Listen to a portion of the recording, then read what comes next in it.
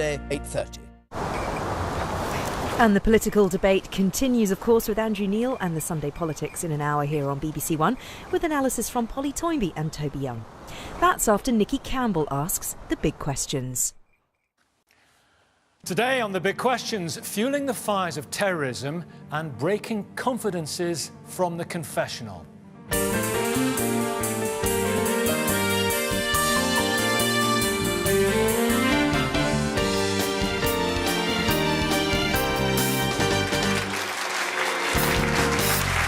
Good morning. Good to see you. I'm Nikki Campbell. Welcome to The Big Questions. Today, we're live from St Edward's School in Oxford. Welcome, everybody, to The Big Questions. Now, since Wednesday afternoon, our screens, newspapers and social media have been dominated by just one story. The mayhem wreaked by Khalid Masood on the streets of Westminster with a hired car and 2 knives. 50 people were injured, 7 of them critically. 5 people have died, including Masood, who was shot by the police. It was an appalling and devastating crime. But so far, nobody actually knows why he did this. He didn't say anything, he didn't post any messages on social media, and he didn't shout, Allah Akbar. Islamic State claimed responsibility, hailing Masood as a soldier of Islamic State. There's no evidence he was linked to them in any direct way. He had a criminal record for assaults, he'd served time in prison, and that may be where he converted to Islam. MI5 investigated him some years ago, but he wasn't currently on their radar, yet everyone has assumed he was an Islamist staging a terrorist attack. Acres of newsprint, hours of television every day since then have been devoted to speculating on the motives behind his actions. Now, if it was his intention, and if it was attention and publicity he was after, he got it. Back in 1985, Mrs. Thatcher said, "We must try and find ways to starve the terrorist and the hijacker of the oxygen of publicity on which they depend." And she actually banned us, many will remember, from hearing the voices of the IRA or Sinn Féin politicians like Gerry Adams or Martin McGuinness. Are we right to give terrorists the oxygen of publicity? Peter Hitchens, in the Mail on Sunday, you've written a column today, and you've got the line in it, we have become a nation of unreasoning weepers, laying flowers, lowering flags, lighting candles, while not thinking at all. What do you mean? Well, I mean that we, immediately these events happen, we put a grid on top of them and say, this is what it is. The police, within minutes of the outrage, were saying, this is an act inspired by Islamic State. They had no objective evidence of that at all, and as far as I know, they still have none. My own view of these things is they have an enormous number of possible explanations. But there is one thing which is consistently ignored. And if you look, if you put the class of events wider than just these obviously Islamic ones, and you take in, for instance, Anders Breivik, you take in the school shootings which happen in Germany and Finland, and also, in my view, if you take in the rampage killings which happen very frequently in the United States, where no Islamic influence is involved at all, what you invariably find is that the person involved has a past of petty criminality involving the use, almost invariably, of mind-altering drugs, legal or illegal. It does seem to me that this is actually an important subset of crime. And I'm not saying all people who take drugs, and that people lie about what I say, and I have to protect myself against this lie. I'm not saying all people who take drugs become terrorists. I'm not saying anything as stupid as that. I'm not trying to excuse Islamist fundamentalists from evil intent where they have it, because that would also be absurd. What I am saying is, if we look at something like the record of Masood, for instance, you see a petty criminal who began very early in his life to take mind-altering drugs. You might find a better explanation of why he undertook this horrible act, if you looked into that, than by clamping onto this immediately, the grid of Islamic extremism, and going into top panic mode. But he converted. But what about the coverage itself? Well, coverage itself is invariably useful. The point of the media is to uncover things, and huge amounts of things have been uncovered about Masood in the past few days, which we otherwise wouldn't have known, thanks to media diligence. No one should complain about that. The point is, do we then make sense of it or not? One of the interesting things about Masood, for instance, I called Scotland Yard when they named him and said he had a long criminal record. I said, can you give me his full criminal record? You know what their response was? They wouldn't tell me.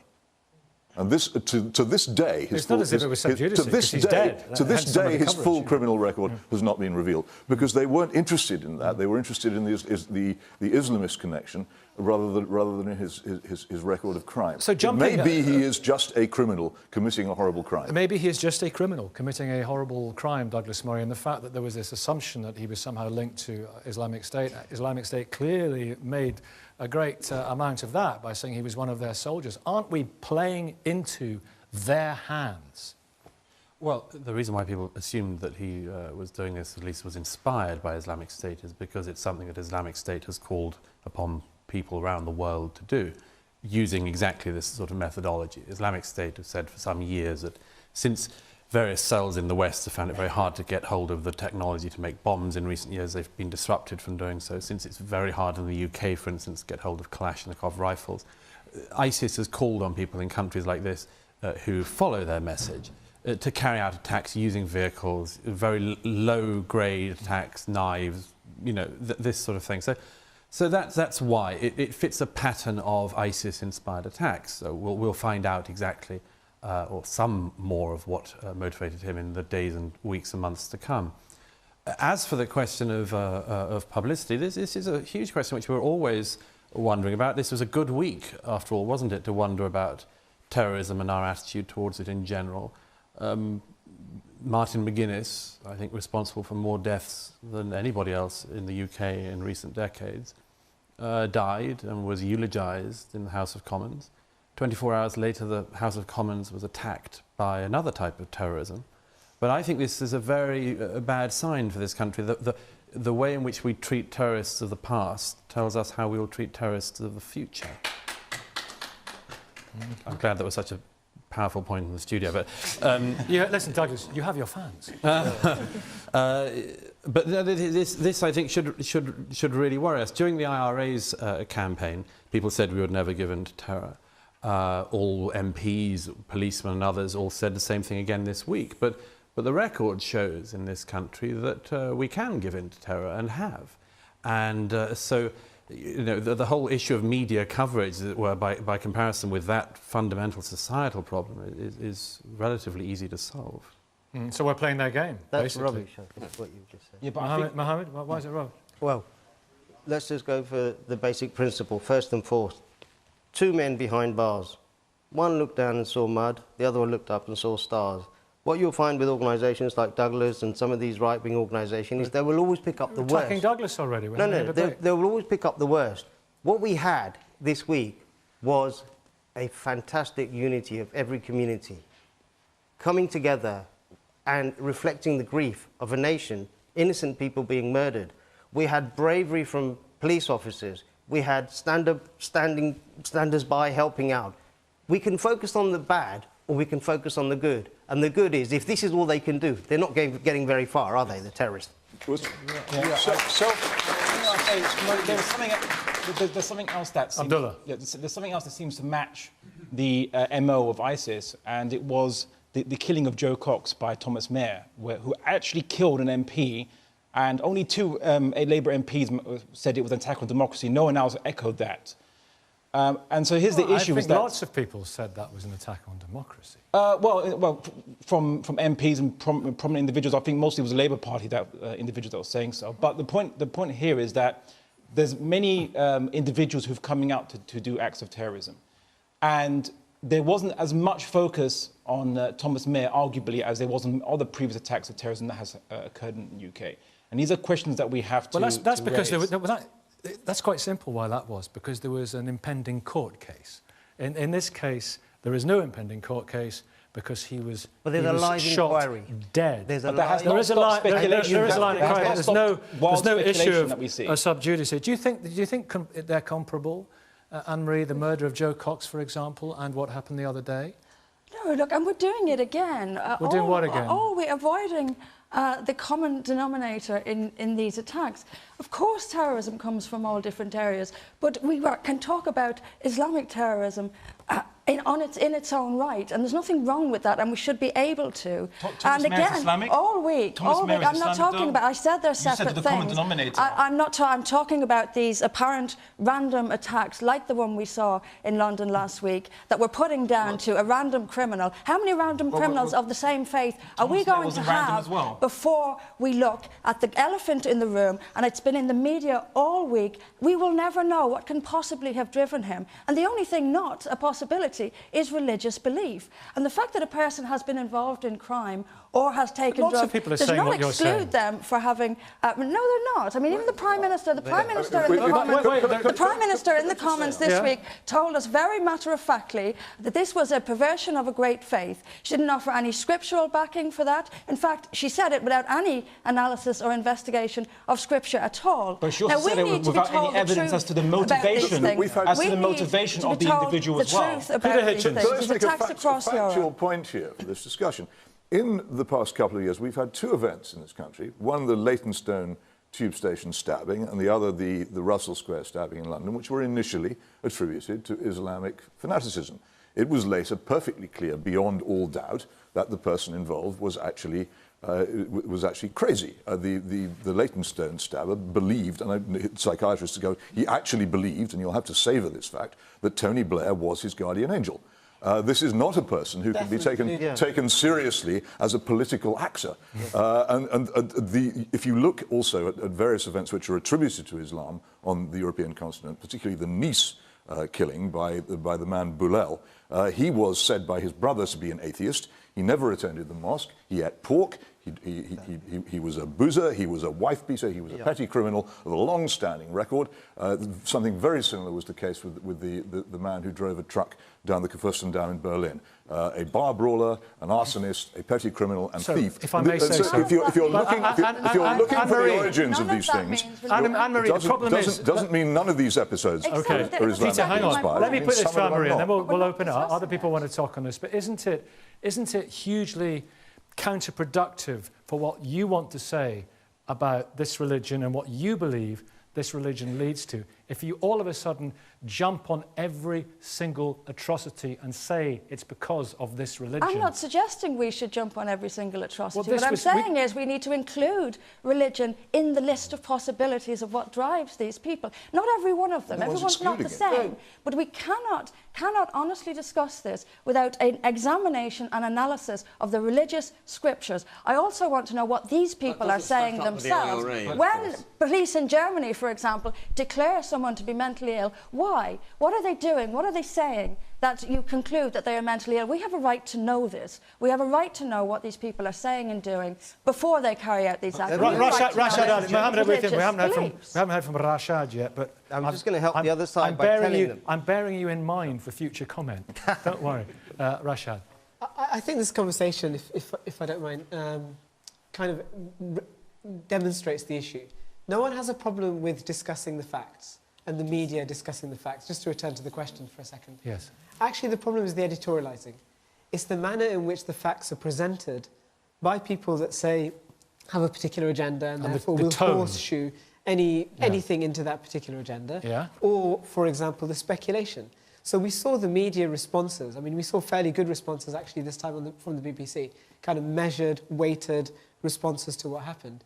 We saw other outlets speculating about who this person was. Channel 4 News. And others actually just released names without actually fact-checking simple things. You know, other institutions did. They literally rang people's solicitors up to verify, is this person around? Actually turned out the individual that was named is still in prison. Other people contacted the family who said, no, it's definitely not him, he's in prison, etc. So what you had was a phenomenon where people that had a particular agenda which they wanted to pursue, other people who are reacting to social media, because social media is way quicker than any of the institutional medias. So what you have That's because it doesn't do any checking.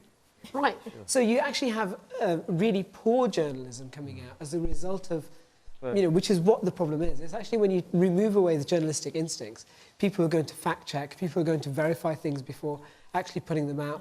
And when you did have that, it's less sensationalist, it's less agenda driven. And so therefore it's very emotionally charged, isn't it? So it's much less emotionally charged to be able to sit back and say... But that was a very emotionally charged event, given the tremendous amount of tragedy that came from it, but also the inspiring acts of humanity that we saw as well, and just the nature of the attack on democracy, and then all of human stories emerging over the following days. And it's good to know about those acts of humanity. It's good to know about the human beings behind the tragedy, those who were slaughtered.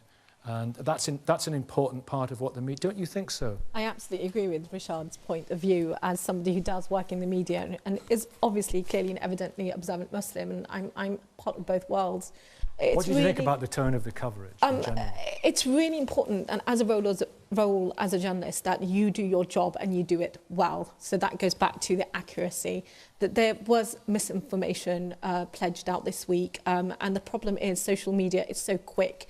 So where certain outlets and networks have taken their time to fact check and get the accuracy, and they've delivered to the public that news, that is our duty first and foremost as journalists to do a job and do it well. The problem is, and it's across all sectors, so that's broadcast, print, digital, online, we abide by editorial guidelines, and it's so important because when we don't, it undermines our credibility and the work that we do. And it really does. And it's a mockery of the job that we do. And our job is to serve the public, and our job is to give the correct information. Well, there's the photograph of the woman with the hijab on social media crossing Westminster Bridge. Yeah. And from afar, it looked like she was ignoring the tragedy unfolding around her and being, heartless. But if you actually looked at the closer photograph, it was of her face. Yeah. She was extremely distraught, and she was possibly phoning for help, or she was phoning to tell her friends and family. I don't know if you're familiar, but she's issued a statement. Yeah, she has issued a statement, and the photographers actually released the other photographs around she had helped people. Image. Indeed so. I think anybody in that frame of mind, at that position, I can't imagine anybody walking away from something like that. That's not a sense of humanity. So Douglas, this is huge. Don't you think, Douglas, this is hugely counterproductive, because then you are adding to the feeling in communities that they are being persecuted and they are being stigmatized, and then that adds to their agenda that the demonisation of Britain. So it's a feedback loop, isn't it? But I don't think we've got into that. I don't think that's been what's happening. I think it's been very, very... Has it been happening? I think it's been very... it hasn't been issued statements. What are you talking about the EDL for? I mean, I'm talking about our society as a whole, okay? In our society as a whole and our media as a whole, there has not been any crazy response to this. The media, by and large, has done its job. It's been fairly restrained. I agree that there is a time, definitely, for all of the discussions that have come up already. By the way, quickly on this thing about motive, and I think we shouldn't attribute motive until we know, but we should certainly look into the cases where drugs have been involved. I think it's long overdue to consider that. I also think we're long overdue to consider the role that religion can play in these attacks as well. These are not mutually exclusive. There are many people who have carried out Islamist attacks who have been, eating pork, drinking and so on, and then do what they do precisely as an act of, as it were, religious purification. That's very common. So these things are not... I mean, the 9/11 hijackers went to strip bars and all that kind of... these things are not exclusive. They're a very, very complex picture that leads somebody to carry out this sort of thing. But we should be having a wide-ranging discussion on it. Thankfully, on this programme we can, but quite often in our media and elsewhere we don't have as wide-ranging a discussion as we should. And our politicians in particular are clearly terrified of aspects of this discussion. What are they okay, we're open, we're honest, we have a frank exchange of views. What are our politicians scared of saying? Well, first of all, they're scared of saying, actually, the amount of people proclaiming this week, we will not allow this to change our society. I mean, who on earth thought it would?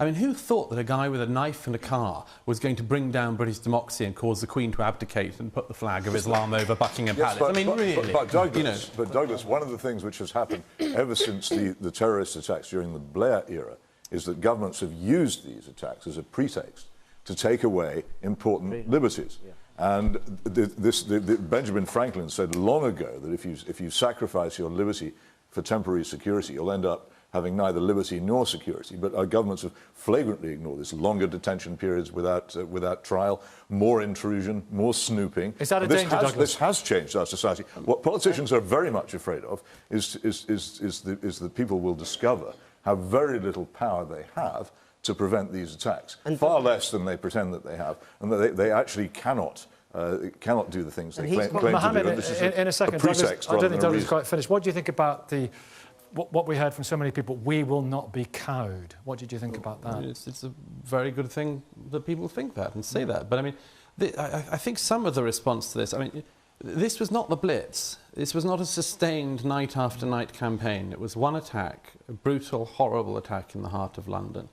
But and to that extent, sort of emotionally, and I agree with what Peter wrote this morning, we have to be careful not to be overreacting. A policeman was killed, and when a policeman is killed, Keith Palmer, it always strikes at the heart, doesn't it? And people, and our society says, and has said very clearly. But Nicky, a lot of us here lived through the IRA bombing campaigns in London. We remember piles of dead horses and indeed dead human beings in Hyde Park and Regent's Park on the same day. Actually, we didn't go into lockdown or half-mast or minute silence mode then.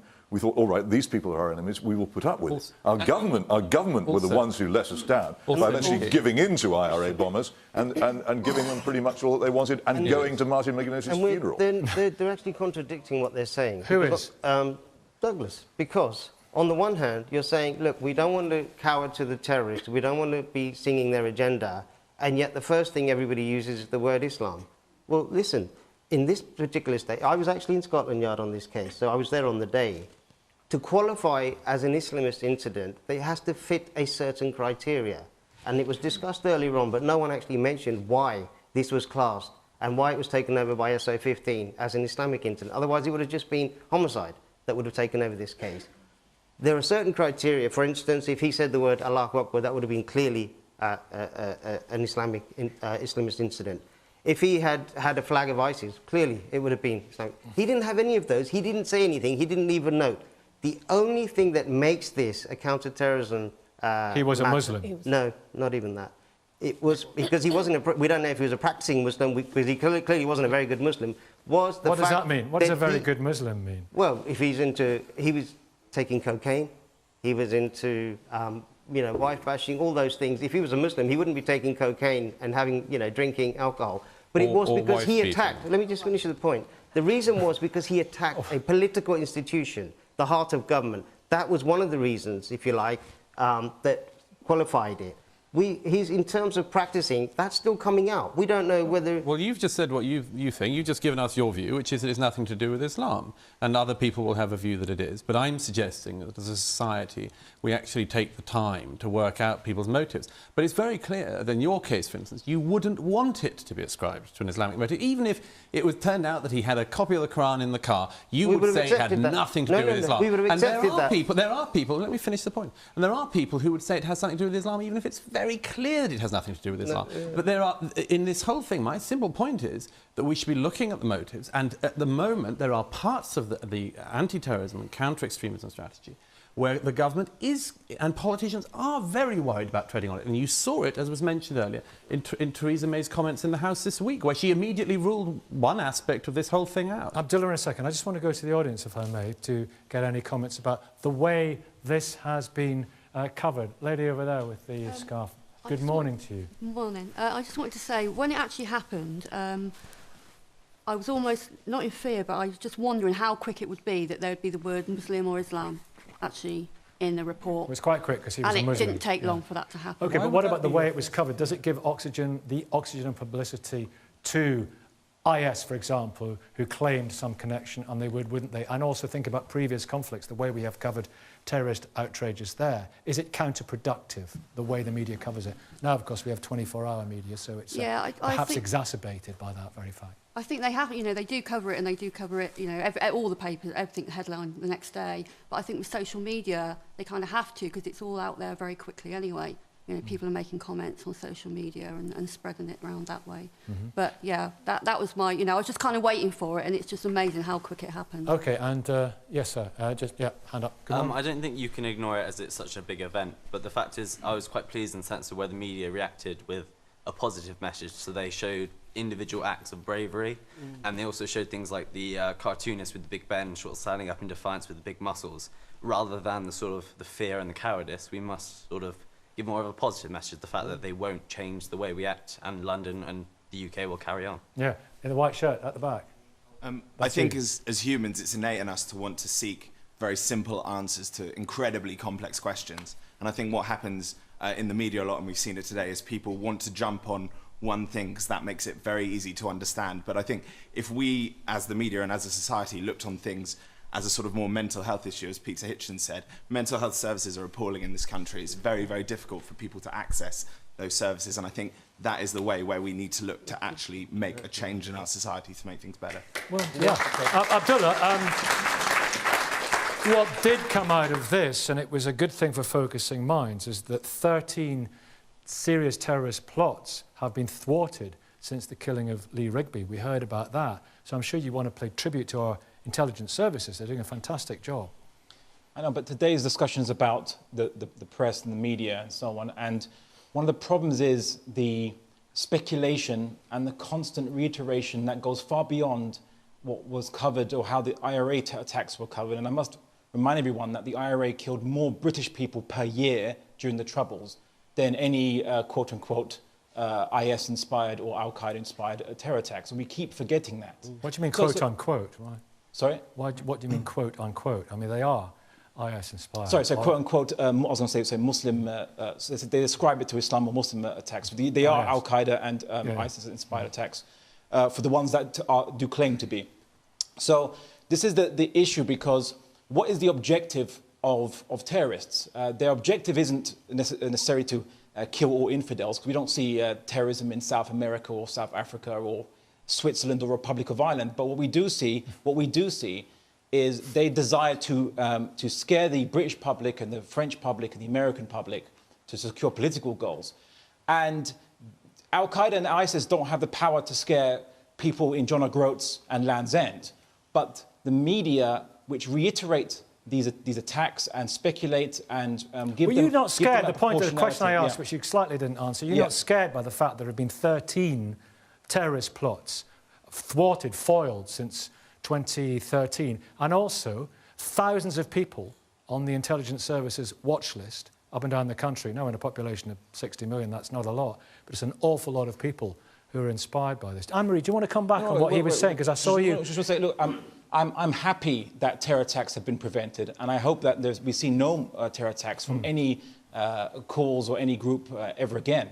But today's discussion is really about whether these terror attacks or the terrorists should be given the oxygen of publicity. And publicity or infamy is its own form of celebrity, and we don't want to give these terror attacks the celebrity they don't enjoy. They should not enjoy. I'm going to speak to in a minute, Peter, about the IRA and as well, and your coverage of that and our coverage of IRA atrocities in the past. But Anne-Marie, come back. What's the alternative to the oxygen of publicity? I mean, are we expected to ignore these things altogether? What is it we're actually looking for here? I don't think we're giving it the correct coverage at all. I mean, Douglas described it as a single terror act. In London, yes, but how many terror attacks have there been across Europe in the last couple of years? And what have they got in common? And with this, can we not use our common sense and sit down and look at the religion that is possibly driving this? Why are, and let me ask, when the IRA were doing what they did everyone scramble to find an excuse?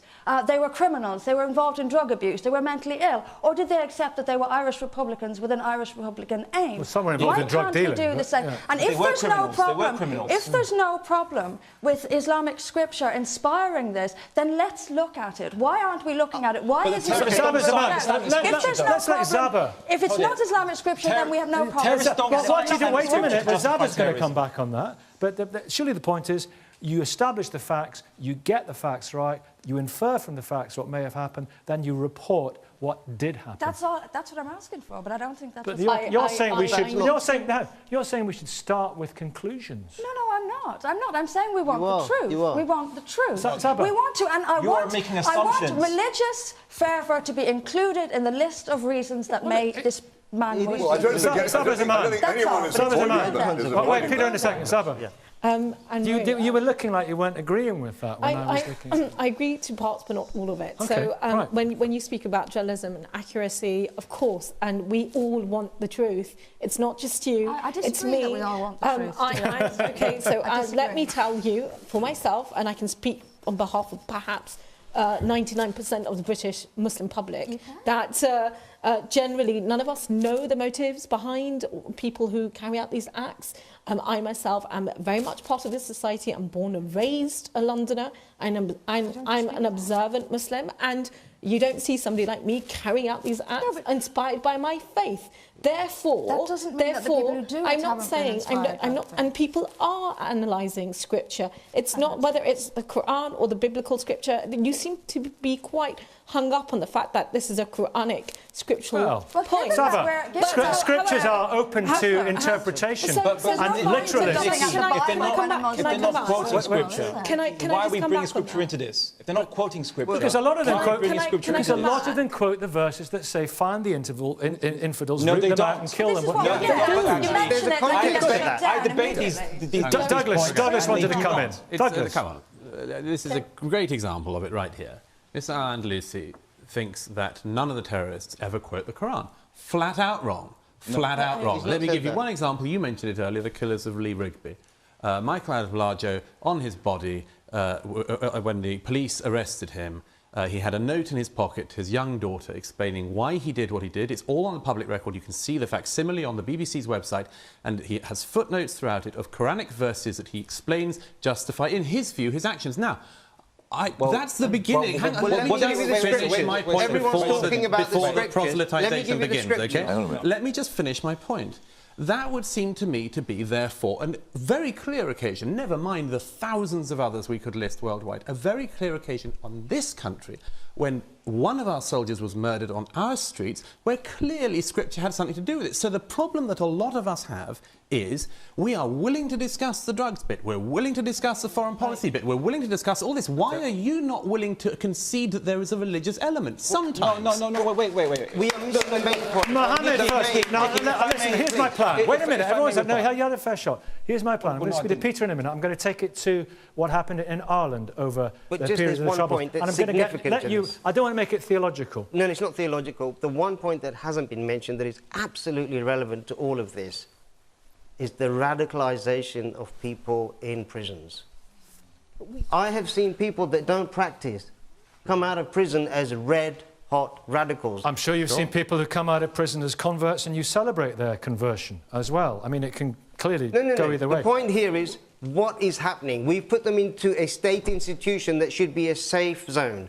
They are coming out as, ISIS recruits. Anjem Choudhury has had to be separated from the other prisoners so that he doesn't... so what I'm suggesting here is this particular person could have been radicalised in prison. Peter Bush. Wait, Peter, in a minute. We haven't heard from Peter Bush. Good morning to you. Good morning. Welcome. What do you think, Peter, of the coverage of this? Department of War Studies, King's College London. Do you agree it was important over the days to hear the human stories, to hear the human tragedies, to hear the stories of heroism? And that's what unfolded in the newspapers, apart from the analysis. Was that right, the way this has been covered? That part was certainly right, to tell both sides of the story, to get as rounded a view as possible.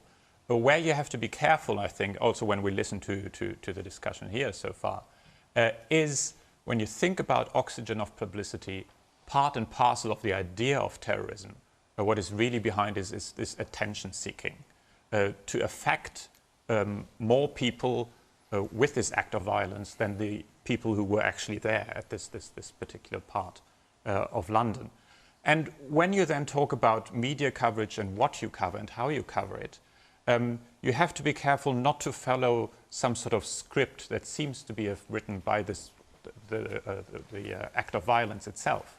So it's not just the media reaction, but it's also those people who are given voice in the media, who talk, who want to talk in the media, be it from a political point of view or be it the politicians in general. For example, clearly something that many people would call a symbolic act or symbolic place was attacked. But we decide whether this place is symbolic. So Parliament, do we say this was an act of terrorism against democracy? But that's our decision. So our reaction is very important in this case. It could have happened in Epping Forest or something like this. Would we have reacted the same way? But this is the choice this perpetrator of the act did. And we have to step back, I think, and think about it and make the decision, do we want to follow a certain script that this person wants us to follow? So we talk about an attack on us all and so on and so forth. Or do we try to stick with the facts? Do we try to stick with the simple story, try to unravel what is behind it, and then draw Well, social media has changed the game. Peter, talking about, and more contributions, please, from the audience in just a second. It's changed the game, social media, but in Northern Ireland, I remember, I've spoken to you about this before, you followed Gerry Adams around America, didn't you? At every press conference Gerry Adams gave, you his worst nightmare, asking... Nicest thing you've ever said. There was Peter Hitchens at the back, and you could see Mr. Adams facing, oh, of course, it's him again. No. So you were... The thing is, though, we had that period, didn't we, when Mrs. Thatcher said, do not give them the oxygen of publicity. And we had the ludicrous situation when actors' voices were dubbing the voices of Mr. McGuinness and Mr. Adams, occasionally, subvertively, as I know from a producer at the time, leaving in a cough that belonged to Mr. Adams. I mean, it was a good job for the actors, but it was a ludicrous situation. No, it was futile, and it illustrates the great difficulty of what one does about this. One of the major French newspapers, Le Monde, tried to stop using the names of these perpetrators and was turned on by most of the rest of the French media for failing to take the thing seriously. I think we all have a difficulty. We can't ignore this stuff. We have to give it an awful lot of coverage because it is a big event. The question is how we cover it and whether we cover it intelligently or not. Here's another thing. It's a discussion we've just been having about what's in the minds of these people. I speak as a former fanatic. I was a Trotskyist in my teens and 20s. My mind was full of utopian, violent garbage. I didn't kill anybody. The gap between the gap between being a fanatic and being a killer is very considerable. And I think that what we're not really investigating is this. And you turn to Ireland and you look at someone like Martin McGuinness. Well, what he did personally, we don't know. But he certainly ordered large numbers of deaths. Now, what actually happens to someone to make him want to do that? The roots of fanaticism are not just simply a matter of belief. They're a matter of believing so strongly that what you think is right, that you can kill. Or, in some cases, they're a matter of being so disinhibited by the collapse of your reason that you will do very violent things. The difficulty here is in telling which is which. There's no question that Islam and Islamic fanaticism has been involved in a lot of terrorist acts. The 7th of July events, the September the 11th events, beyond all doubt. Sure. But that doesn't mean that all these events have to be fitted into that. Do you celebrate, Rabbi Romain, do you celebrate the peacemaker, Martin McGuinness? I celebrate that he changed. And I don't think the British authorities gave in to the IRA. I think the IRA actually gave in to the rule of law, justice and institution. Nonsense. But I think the key word here... Who pulled out their troops? Hang on. Who dismantled their intelligence system? Who disbanded the RUC? Who kept their weapons? Whose prisoners were released? Who the IRA won. OK, thank you. The key word here is proportion. In other words, we can have information without publicity. Obviously, we have to report what goes on, whether it's the IRA or with Masood, but we don't have to overindulge. And yes, I mean, it's been astonishing. There's been many more deaths than the 4 people, terrible as they were, that died at Westminster Bridge. Yeah, they don't get half the publicity. And it's a right to show the backstory of the victims. But when a policeman dies, it always strikes at our hearts. Oh, yes, of course. But we don't have to have the backstory of every single witness and therefore have 10 pages 4 days a week. And really, one of the problems is actually the media itself. And maybe we used to have just sort of half an hour on the 6 o'clock and 10 o'clock news. Now the media actually needs the terrorists round the clock. to feed in their news. And there's some kind of an unhealthy relationship. I'll just finish this point. There's an unhealthy relationship between those who create news and the media who actually need it to keep 24 hours going. Isn't it feeding something? Essentially, we can look at the media as a medium of what people want. So the reaction, the truth is, why does the media focus on certain stories for longer periods of time? It's because that is what the British public are interested in. Exactly. And partly, it does shape attitudes, but also it's essentially just a reaction to what's happening. Yeah. So when we look at things like this... We need explanations, Rashid. We need somebody to blame. Sure, but there's also this thing about... speculation, though. So as an example, we were having this conversation earlier. There were 200 people that were killed in Mosul as a result of arguably an attack by which the US have said it was them. and it hasn't had the same coverage everyone says. What? But there's a reason it hasn't had the same coverage, just because there isn't the same appetite for that coverage. It's still there for people who are interested, who want to look at it, to see what's happened. So it's a commercial consideration. Yeah. It's a commercial consideration. It's also very quickly, we have to come to the end. Obviously, 24-hour news pushes a lot of this. Obviously, there's a lot of speculation because we have the 24-hour news culture. However, there are things about that are unhealthy. But it's nothing like as unhealthy as the fact that if you look back, as I said at the start, about our attitude to terror of the past and our attitude to terror present, when the IRA killed MPs and many policemen and many soldiers, what did we end up doing? We ended up putting the people who had orchestrated that campaign at the heart of government. And that is far sicker. The idea that 20 years from now, anyone who was associated with Khalid Massoud would be put into power, that's far more of a societal sickness than 24-hour news media. Saba, I'm going to give you the last word, Saba. We've got another debate coming with very interesting people to talk about it, and it's a fascinating topic. But generally speaking, the coverage of this week, has it been self-defeating in that it has given unnecessary oxygen to those people who would destroy us, or has it ultimately been responsible and the right way to cover it? It's a double-edged sword. I think overall it's been quite responsible. However, there have been some tabloids and some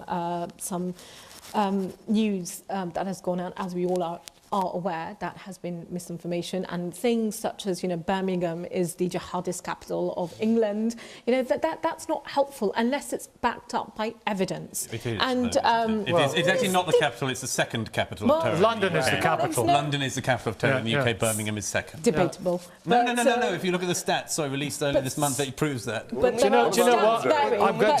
I'm going to have to, come in on confession, Saba. We're going to discuss that in just a moment. If you've got anything to confess, anyone, that's all coming up. Thank you very much. You can join in all this morning's debates. Log on to bbc.co.uk/thebigquestions. Follow the link to the online discussion and tweet using the hashtag BBCTBQ. So tell us what you think about our last big question.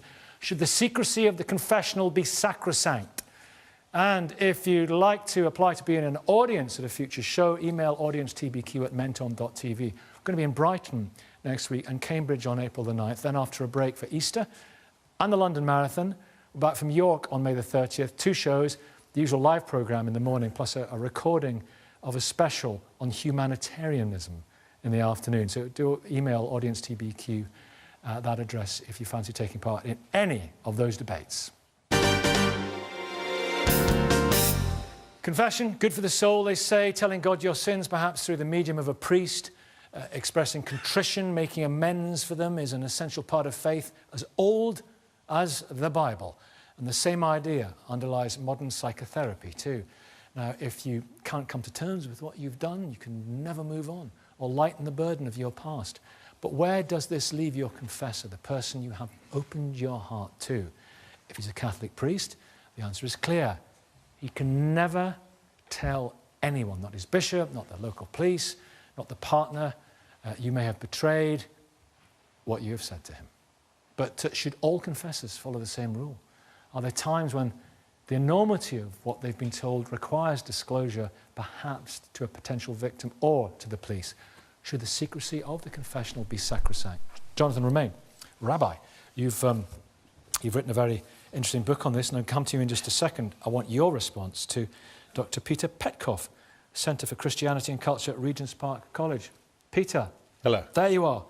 Now, if over the years some priests had taken the information from the confessional and gone to the police, think of the misery that people would not have had to go through. Think of the torture that people who had been abused would not have had to have lived with all their lives. Think of the people who would not have been killed by terrorism.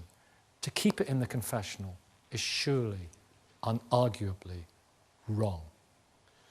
Well, you could make this argument from the point of view of general, using a particular moral paradigm, that if our moral choice is to the pursuit of truth, and if that requires breaking a particular confidentiality agreement, we therefore have to break it. And this has been historically the position of utilitarians who have argued that breach of confidence in such situations should be allowed. Isn't the morality pretty simple?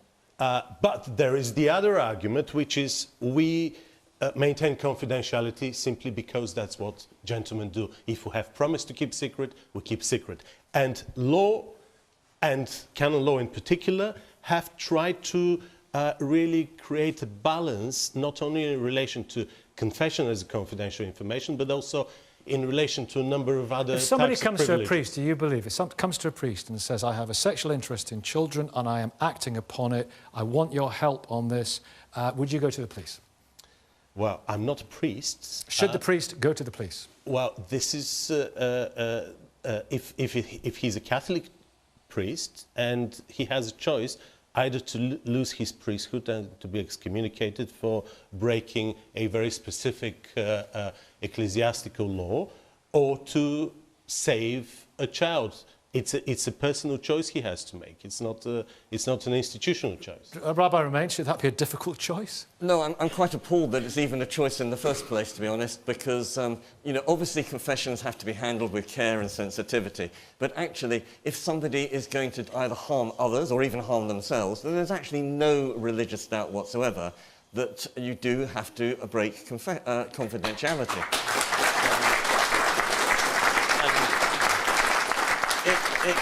It may be against the religious rules, but those are man-made, and actually you have to put human needs in front of religious rituals. And there's a big difference between confession against your sins against God, you know, the service you missed or whatever, and you can pray away those sort of things. But sins against fellow human being, they can't be prayed away. You actually have to rectify them. And if somebody came to me as a rabbi and said, look, I'm a paedophile, I can't control myself, I know I'm going to do it again, I would say, look, you have to go and hand yourself in.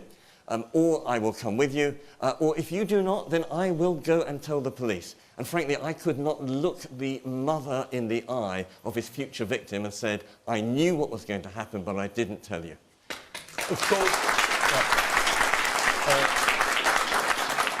Of course, we're talking about different things, because what you're referring to is a confidential pastoral advice you may give in private what are you talking with about? a member of your congregation, whereas as far as confession is concerned, and in specific contexts, because not all Christian churches take the same view on confession and secrecy of confession, there are different degrees in which that's taken seriously.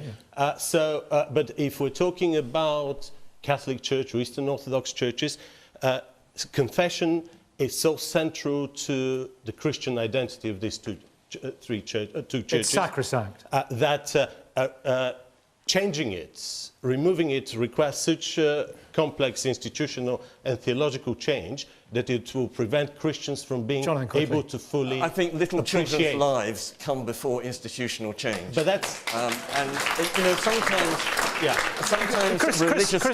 I'll finish on this, religious leaders have to have the courage to change when the rules of the past are no longer relevant. Can I just finish? Chris, you can in a second. Let me bring Chris in, just in the time we've got. It's fascinating. Chris, is it sacrosanct, the confessional, what goes on in there? For the Catholic Church, it is, because confession is a sacrament and forgiveness depends on the intermediate nature of a priest. But we discussed this in General Synod 2 or 3 years ago in the light of the issue of paedophilia. And the issue is this. Confession is backward-looking. Confession is about people with troubled souls who are concerned about things go to somebody to unburden themselves and to talk about it and to seek forgiveness. Now, it seems to me that unless they can go to somebody in whom they have absolute confidence will not disclose it, to whom else will these people go? They'll go to nobody. It seems to me that the position that the priest is put in is to withhold forgiveness and absolution unless that person then goes, he says to them, as Rabbi Romain has said, you need to go and tell this to the police. And he says, I'm not going to, because I want to... Then what? Then you have to remain confidential, because... Well, I'm going to do it again. That has to remain confidential. That's forward-looking, and then you work with them in terms of counselling, in terms of other things, but you do not disclose. Quote, I can't stop my urges. I am going to do this again. Unquote. No disclosure. No disclosure. Stephen Law. Well, I find that a pretty appalling attitude. I agree with you that if children are going to be harmed and we can do something about that, then we should act. I think what's going on here is that we'll expect doctors and psychologists and counsellors to break confidentiality agreements if there's some very good reason to do so. And in fact, we will legally require them to do that. There's no legal requirement on There's priests. no, strangely, it's one law for there would appear to be one law for those who are operating within the secular sphere, but then there's another law, and there are other requirements placed on those who are working within the religious sphere. And as a political secularist, my feeling is that there should be a level playing field here. There shouldn't be one law for the religious and another law for the non-religious. Can we cover this legal point? Yeah. Because what I think is really important is when you were talking about the IRA, that was an era of the past. There is now updated legislation. So, for instance, whether it's a priest, a rabbi or an imam, and if a young man comes up or any person comes up and says, I'm off to Syria, or I'm off to drive around Westminster Bridge and I'm going to knock over a load of people, the Counter-Terrorism Act requires that person now to disclose that information, otherwise they will be arrested. I think it's under Section 59. So I think things have upgraded a little bit. You don't What's have the legal situation, Chris? This has been discussed for hundreds of years, particularly over the issue of treason. If somebody was, and it came up over the gunpowder plot and everything like that. It has always been the case that canon law, the law of the church, has been regarded as foundational in this matter, except when a matter comes a matter of the criminal law. Then, if the criminal law is involved, then there are other issues. I understand that. But my point is that unless there is somebody that somebody can go to who they know will not confide, they're not going to confide in anybody. So we're looking at a very extreme case here and it will not of happen somebody in the who's first going place, to. It's not really going to happen, is it? That somebody says, "I'm going to do this, and I'm going to confess to the police, to a priest." Somebody confesses to the priest because they're troubled by something, and if they know that the priest might share it with. But we know the child abuse cover-up happened for decades. Sorry? In the church. We know the child abuse cover-up happened for decades in the church. That confessional conversation will, I'm sure, have happened on very many occasions. Let me put this to you, Peter, because you were mentioning the IRA earlier on. What if, in the confessional, an IRA bomber were to have said, and we know about the so-called, labelled the provo priests, would have said in confessional to his priest, I'm going to carry out this atrocity. I hope my Lord and Father forgives me, Hail Marys, whatever. Should that priest have gone to the police? Well, I'm a Protestant. I have no particular interest in this. I don't subscribe to the sacrament of confession. But just looking at the argument, we seem to be approaching it as some people approach torture. By producing an example which isn't realistic. I'm utterly and completely opposed to torture. I don't believe it is under any circumstances sanctioned. And the reply to that is, what if there's a ticking time? Oh yeah, I know that, but the reason the child why abuse situation there was has very never real. been such an episode. I do not believe actually that IRA terrorists went and told priests they were going to kill people. I also believe that if someone takes the sacrament of confession seriously, he will also believe that he will burn in hell if he abuses a child. It's rather unlikely that such a person is going to stop right there. The whole thing is a hypothesis. No, it's not a hypothesis, because the terrorists would have told the police after they'd done the atrocity. They were told the police after they'd committed the atrocity. We know that. Should the police have then gone to... should the priest then you'll have to formulate this, but today that the again. priest would be arrested. I'll formulate it again for you. After the atrocity... I'm not here to defend the Roman Catholic Church, to which I do not belong, nor am I particularly interested in the sacrament of confession. What I'm saying is that what is being advanced here is an extreme and unlikely hard case hypothesis to attack, if I could just finish, to attack the practices of a particular church. And I don't find it particularly convincing. Let me give you a simple everyday case that's less extreme.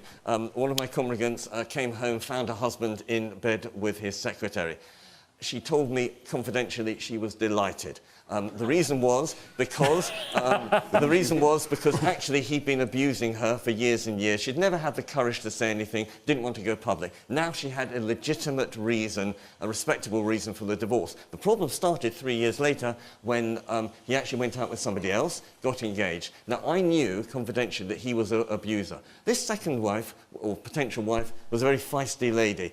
I thought she could look after herself, but on the other hand, a person who had abused once, faults of the past, could abuse again. Should I break the confidence and tell the fiancé that he was actually a wife beater? And in the end, I decided that silence was the worst option and that she had a right to that information. So I broke the confidence and I did tell the fiancé. So those are an example where I think actually you do have to put the interests of other people first. But who did she marry him? Did she marry him? The confidence? No, in the end, a few weeks later, they split up. Okay. Which is a very good example, but it's actually very different. We're talking about very different things. No, you wanted an everyday example. I gave it to you. Well, yeah, we got an everyday. Yeah, gentleman at the back. Hello, good morning. Welcome.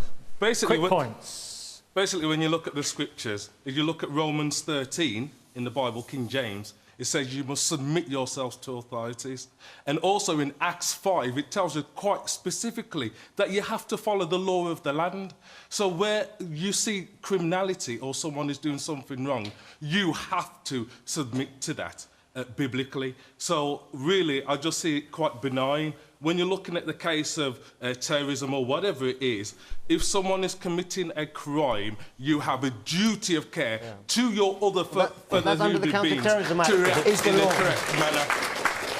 Yeah, with a beard. Hello.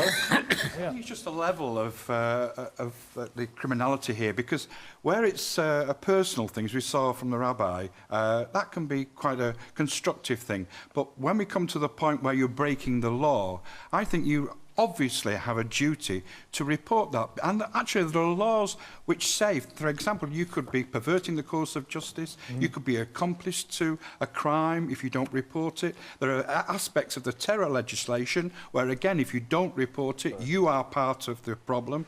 Now, at that stage, everybody, I think, has a duty to actually report it. And I think, looking at the person who's possibly giving this confession, you're actually helping them by doing that. And I think that's a very important stage. Anyone else over here? There's a threshold. The back, white shirt, yeah, hi. Yeah, all religious figures have a duty to uphold the sanctity of human life. By withholding that information, they are not doing what they're there to do. And if they're putting their own faith before the sanctity of human life, that's selfish.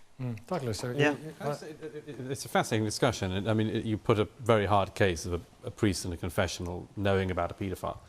If I can say, to widen that out a bit, consider the number of people in our society who haven't sworn that they would keep secrets, but have done for personal reasons, community reasons, or social reasons. Look at the number of people who must have known, for instance, about Jimmy Savile's abuse. And they kept silent, not because they were sworn to by something, but because they felt the pressure of it. So it's quite easy to sort of think of this as being a sort of the hardest problem for a Catholic priest. Actually, it's a society. A lot of people in our society cover over things whilst moralising about things like Catholic priests. And as a practising Catholic, one does wonder what might have been revealed in the confessional when he was in church. Any other comments? Yeah, we've had you earlier on. At the back, lady there. Yeah, that's you. I'm sure that hiding things makes you an accomplice and makes you a criminal as well. So it's a very serious issue when it comes to child abuse and stuff like that, being a sufferer myself. If I could have been saved, I would have loved it. I was an ex-Hindu, I'm not religious anymore for the very same reasons that people hide things when the moral obligation is that you're supposed to save a child, you're supposed to save people who are actually dying, because the impact of that is way massive than you may be burning in hell after you're dead because you don't feel anything anyway. So it's ridiculous. You're ruining people's life who they'll have to live afterwards. It's not acceptable. The issue here... We're running out of time, Chris, so it's a quick one. The issue here is, if you remove that, then there's nobody that people who are troubled by these things can go to. Nobody. What sort of society is that then? Yeah. And there is we are out of time. Thank you all very much indeed. Thank you. As always, the debates will continue online and on Twitter. Next week, we are in Brighton. Please join us then. For now, goodbye from Oxford and have a wonderful Sunday. Thanks for watching.